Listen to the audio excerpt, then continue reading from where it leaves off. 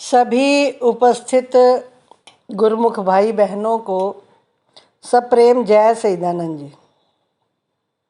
आप सभी गुरु के प्यारों के हृदय मंदिर में विराजमान श्री परमहंस दयाल जी महाराज जी के पावन श्री चरणार विंदों में इस दासी का श्रद्धा युक्त नमन स्वीकार हो। श्री परमहंस गुरुदेव जी निराकार साकार, जिनकी पद नख ज्योति से आलोकित संसार, परम पुरुष पूरन धनी आनंद घन सुख रूप, सर्वारंभ में पूजिए पावन चरण अनूप, सर्वारंभ में पूजिए श्री सतगुरु चरण अनूप। बोलो जयकारा, बोल मेरे श्री गुरु महाराज की जय। विचारवान गुरुमुख भाई बहनों,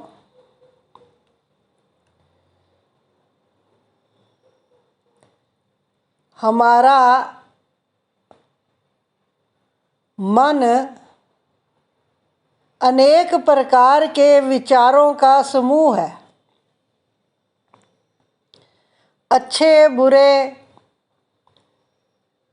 कई प्रकार के विचार हर क्षण हमारे मन में स्फुरित होते रहते हैं। हमारी पर्सनैलिटी, हमारा व्यक्तित्व वही है जिस प्रकार के हमारे मन के अंदर विचार हैं। उन विचारों को कोई देख पाए या ना देख पाए, पढ़ पाए या ना पढ़ पाए, समझ पाए या ना समझ पाए, पर हमें खुद को अपने भीतर ये प्रकाश होता है कि हमारे भीतर क्या चल रहा है। मन के स्तर पर प्रत्येक मनुष्य अलग ही तरह से स्वतंत्र है। मन के स्तर पर मुख से कुछ और कहते हैं, मन में कुछ और विचार करते हैं। इस प्रकार भी कई प्रकार की परिस्थितियां प्रत्येक के जीवन में आती हैं। बहुत बार अपने सामने बैठे व्यक्ति को हम जुबान से कुछ और कहते हैं और भीतर उसके बारे में कुछ और ही सोच रहे होते हैं। बाहर से हम धार्मिक दिखने का भी प्रयास करते हैं, भीतर से हम कितने धार्मिक हैं, हमारा धर्म का क्या स्तर है अंदर का, ये हर कोई अपने आप को भली प्रकार से जानता है। कोई भी ऐसा नहीं है जिसको अपने अंदर का स्तर मालूम ना हो कि उसका स्टेटस क्या है, उसके भीतर विचारों का स्टेटस क्या है। ऐसा कोई भी व्यक्ति नहीं है जो ना जानता हो। अगर कोई इस जानकारी से अनभिज्ञ रहता है या उसको अनदेखा करता है तो वो अपने साथ धोखा करता है। बहुत बार हम अपने भीतर जिस प्रकार के भी विचार रखते हैं किसी के भी प्रति, तो हम उनको सही ही समझकर उनको तर्क देकर उसको सही कहते हैं कि ये सही है, जो मैं सोच रहा हूँ वही सही है। और सोचने की ताकत या विचारों की ताकत हम कहाँ बैठे हैं? घर में बैठे हैं, परिवार के साथ बैठे हैं, पास पड़ोस में बैठे हैं, या किसी फंक्शन में बैठे हैं, या किसी सत्संग में बैठे हैं, या श्री दरबार में बैठे हैं, या कुटिया स्थान पर बैठे हैं, या किसी मंदिर मस्जिद गुरुद्वारे में बैठे हैं। सोचने के स्तर पर प्रत्येक व्यक्ति स्वतंत्र है। मंदिर, गुरुद्वारे, आश्रम में या श्री दरबार में जाकर भी सोचने के स्तर पर स्वतंत्रता बनी रहती है। किसी के बारे में वहाँ पर बैठकर भी हम गलत सोच लेते हैं। पर एक बात भली प्रकार से ध्यान रखने की है कि सबसे पहले गुरुमुख को अपना आत्म अवलोकन करते रहना चाहिए। हर समय आँखों से अपने भीतर देखना है, कानों से अपने भीतर सुनना है। अपने अंदर हमारी मन की, हमारी आत्मा की क्या स्थिति है उसका अवलोकन करना है। भक्ति के मार्ग में तरक्की करने का केवल एक ही रास्ता है कि अपने भीतर झांकते रहिए, पल पल झांकते रहिए, और जहाँ भी लगे कि ये गलती कर दी तो उसके लिए गुरुदेव से तत्क्षण माफ़ी मांगकर पुनः उस गलती को ना करने के लिए वादा करें, और दोबारा बार बार अपने मन को चेक करते रहें और उस पर क्रोध करते रहें कि ये गलती दोबारा नहीं होनी चाहिए, ऐसे क्यों हो गया। अच्छा, एक बात और है, अगर हम संसार में रहकर किसी के भी प्रति गलत सोचते हैं, थोड़ा बहुत भी सोचते हैं, तो वो उसका दायरा उतना ही रहता है, उसका फल भी उतना ही रहता है जितना हमने सोचा है। पर अगर हम धर्म स्थान पर जाकर, श्री दरबार में जाकर, या आश्रम में जाकर, या मंदिर मस्जिद गुरुद्वारे में जाकर हम ऐसे विचार करते हैं मन में पहले और फिर दूसरों से शेयर करते हैं, ये बहुत ध्यान रखने की बात है कि अगर हम किसी के प्रति गलत विचार रखते हैं, निंदा का भाव रखते हैं, या हम पर उसकी हमारे साथ की हुई बुराइयां हमें याद रहती हैं और हम उनकी चर्चा दूसरों से, तीसरों से करते हैं, तो उसका फल सैकड़ों गुना होकर हमें भुगतान करना पड़ता है। तीर्थ स्थल पर किए हुए पाप अनेक गुना फलीभूत होते हैं।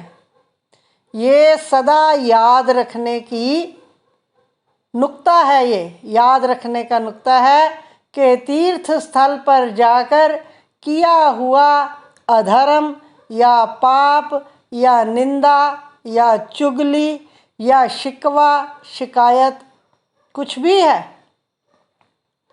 ये अनेक गुना होकर हमें वापस भुगतान करना पड़ता है।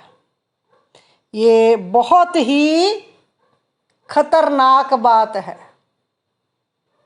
बहुत ही खतरनाक कर्मों को खराब करने का सिलसिला है। इससे हम अपने कर्मों को बहुत ही खराब कर लेते हैं। हम समाज में रहकर, परिवार में रहकर बाहर से कुछ और भीतर से कुछ हो सकते हैं, उसका फल बहुत कम है। होना तो नहीं चाहिए। पारदर्शिता व्यक्तित्व को अति सुंदर बनाती है। स्वच्छ और साफ सोच विचार हमारे व्यक्तित्व को आकर्षक बनाता है, सुंदर बनाता है, हमारे कर्मों को भी सुंदर बनाता है। विचार किए बिना हम एक क्षण भी नहीं रह सकते। आप सभी जानते हैं, आराम से बैठ जाओ, घर में कोई भी नहीं है, एकांत में भी बैठे हैं तो मन खाली नहीं रहता। इस मूजी मन को मारने के लिए महापुरुषों ने बहुत सुंदर तरीका बताया है। मनमुखों के पास ये तरीका नहीं है, ये तरीका केवल गुरुमुखों को मिला है। महापुरुष फरमाते हैं कि बांस गाड़ उतरे चढ़े सब बल जावे हार। कहते कि ये मन भूत समान है, दौड़े दांत पसार, बांस गाड़ उतरे चढ़े सब बल जावे हार। फरमाते हैं कि हमारा मन भूत की तरह है, हर समय कोई ना कोई विचार इसके भीतर चलता ही रहता है। वो खरा है कि खोटा है ये तो बाद में पता चलेगा, पर विचार जो हैं हमें एक बार जब मन पर इनकी श्रृंखला चालू हो जाती है तो कितना समय बीत जाता है, अपने विचार मग्न रहकर ही उसका भी हमें ध्यान नहीं रहता।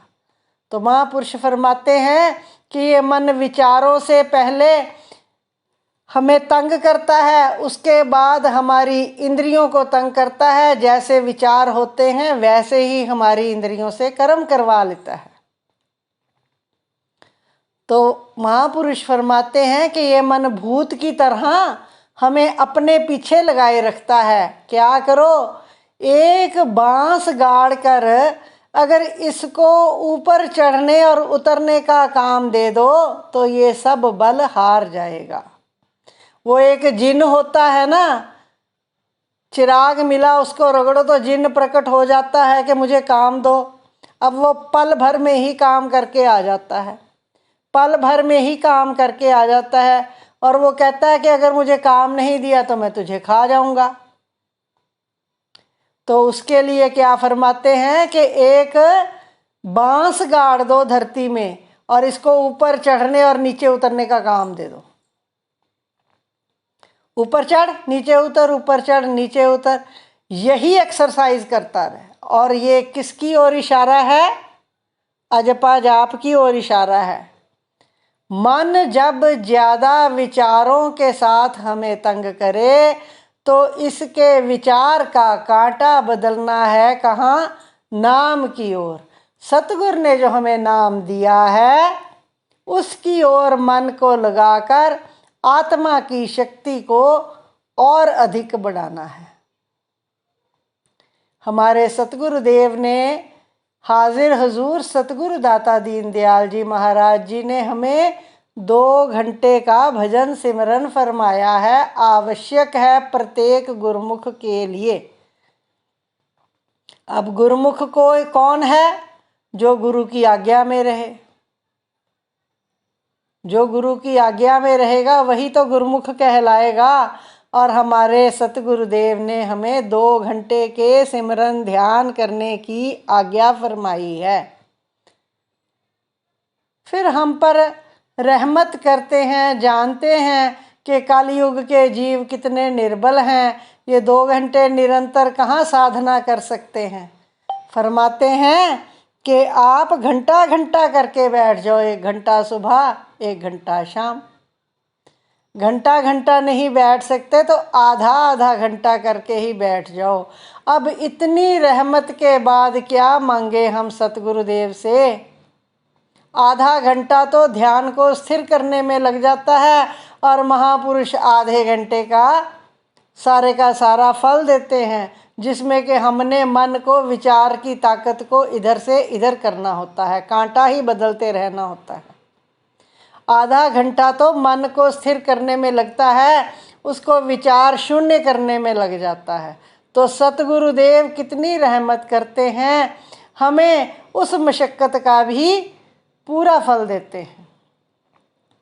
तो हमें सतगुरु की रहमतों का शुक्राना शुक्राना शुक्राना करते हुए गुरुदेव की आज्ञा को सदा सन्मुख रखते हुए हमारे पंचम पातशाह सतगुरुदेव महाराज जी ने जो हमें 5 नियम दिए हैं, जिसके लिए उन्होंने फरमाया है कि 5 नियम दरबार के करे जो श्रद्धाधार, लोक और परलोक के सतगुरु जिम्मेवार।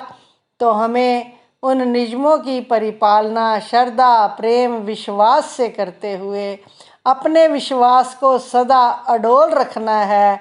सतगुरु की रहमतों का हर पल शुक्राना करना है। अमृत वेले में उठकर अवश्य ही सिमरन ध्यान पर बैठना है। प्रेमियों, हमें इस काम के लिए संसार की किसी भी कार्यवाही से, किसी भी रिस्पॉन्सिबिलिटी से हमें वो अलग नहीं करते। घर परिवार की जिम्मेदारियां, समाज की जिम्मेदारियां सारी पूरी करो, पर इन नियमों के परिपालन में कभी भी कोताही ना आए। इसके लिए अपनी निद्रा को कम करना है और कुछ नहीं करना, केवल निद्रा को कम करना है। यूँ तो अगर हम अपने 24 घंटे के कार्यकलापों को देखें कि सारा दिन में हमने क्या किया, तो हमें पता चल जाएगा कि हमने कहाँ कहाँ समय नष्ट किया है, कहाँ कहाँ समय बर्बाद किया है। एक घड़ी जो बीत गई, एक श्वास जो नाम सिमरन के बिना चला गया, वो श्वास लाखों करोड़ों हीरे जवाहरात देकर भी, कितनी भी कीमत देकर भी वो एक श्वास वापस नहीं मिलेगा। इसलिए महापुरुषों की चेतावनियों को सदा सदा हृदय में धारण करते हुए अपने मन को सदा जागरूक रखना है और भक्ति मार्ग के ओर ही इसको चलने के लिए प्रेरित करते रहना है। गुरुदेव की आज्ञा पालन में लगाए रखना है और सतगुरुदेव की प्रसन्नता को हासिल करना है। बोलो जयकारा बोल मेरे श्री गुरु महाराज की जय।